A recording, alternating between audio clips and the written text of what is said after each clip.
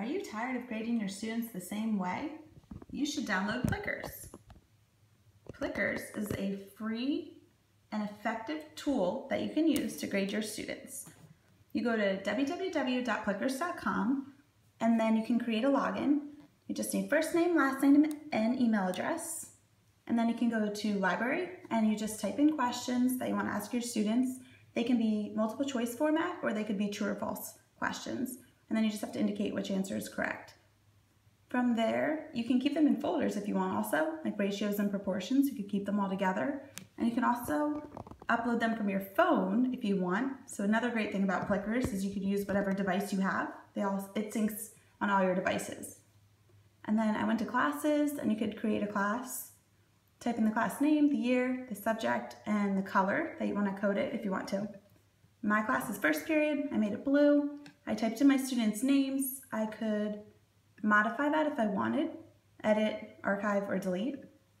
And then the numbers on next to their names actually correlate to a card, the Plickers cards. So you print these out. I printed mine on blue cardstock because each teacher has a different color on my team. And then this is card 4. It's written several times on the card. It looks like a puzzle piece, and how it works is then you would hold up whichever side you think is correct. So A, B, C, D, etc. And the great thing is that the cards all look different. So one student's A card looks different than the other student's. So you wouldn't be able to cheat and look to see what card the student next to you is holding up. And then the way I like to use this is I go to live view on my computer and I can project this. And again, you can make up fake names if you want. If you don't want the students to know who's who, you could have fake names like I did today.